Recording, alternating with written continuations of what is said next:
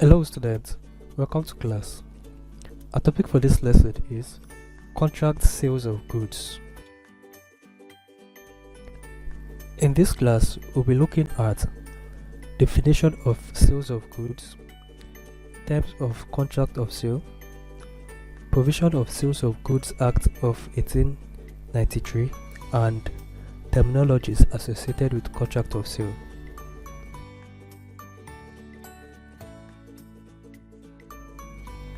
We'll be starting off with defining sales of goods contract. A sales of goods contract is a legal contract. It is a contract for the exchange of goods, services, or property that are the subject of exchange from the seller or vendor to the buyer or purchaser for an agreed upon value in money or money equivalent, paid for or the promise to pay. Now let's move on to terms of contract of sale. A valid contract of sale must consist of the following terms. 1. Two parties. There must be two parties, that is, the buyer and seller, to constitute the contract.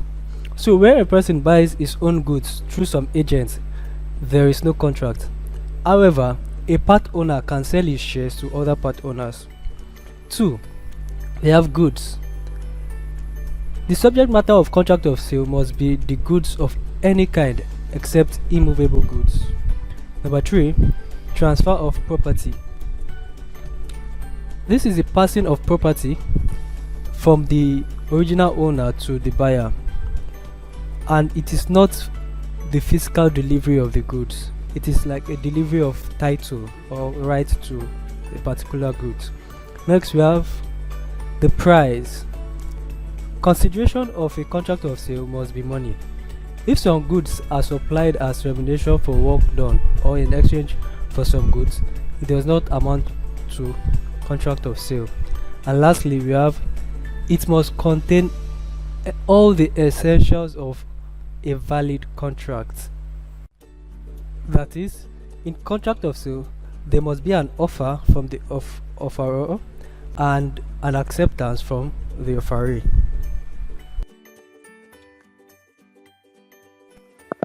Now let's take a look at some provisions of the Sales of Goods Act of 1893. The following are some of the provisions of the Act, which include 1. Right to sell. The Act specifies that the owner of the goods has the right to pass on the goods to another person, that is, selling the goods to another person. 2. We have mercantile quality goods. The Act specifies that the goods sold are to be of mercantile quality, that is, marketable quality. 3. We have goods must correspond with description. Where goods are sold by description, there is an implied condition that the goods will correspond with the condition. 4. Enjoyment of quiet possession by the buyer. The Act states that the buyer shall enjoy quiet possession of the goods, and the goods should be free from any burden not known to the buyer. 5. The bulk must correspond with sample. The Act specifies that where goods are sold by sample, the bulk that will be sent must correspond with the sample sent earlier. Next, fitness for purpose. The Act states that the goods supplied are reasonably fit for the purpose for which it was meant. And lastly, for this class, delivery and acceptance. It is the duty of the seller to deliver the goods and the duty of the buyer to accept and pay in accordance with terms and conditions of the agreement.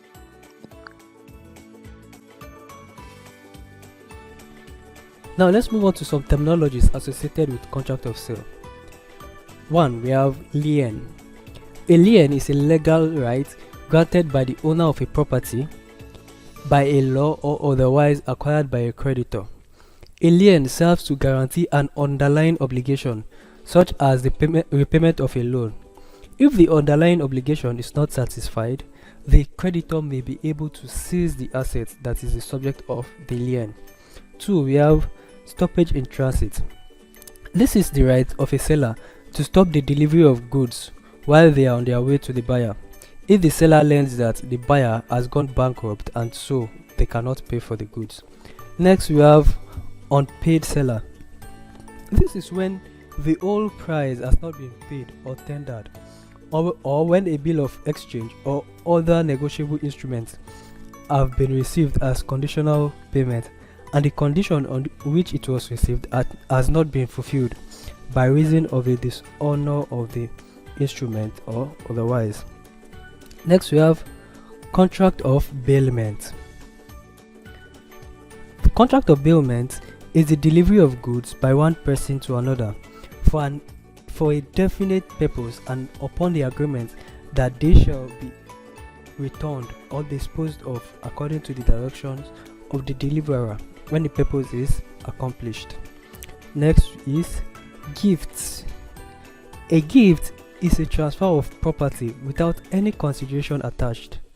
It is not binding but executory. We also have contract of skill and labor. If the main purpose is not to sell the goods but provision of labor, the Contract of Sales Act does not apply. For example, a contract to paint a portrait is a contract for skill and labor. And lastly, we have agreement to sell. This is executory with ownership being transferred at a later date.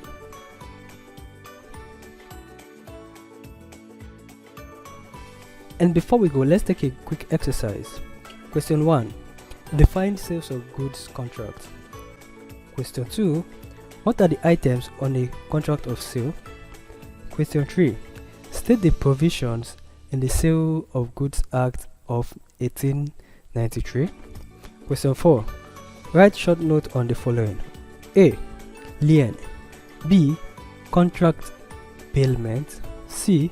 Stoppage in transit. D. Contract of skill. And E.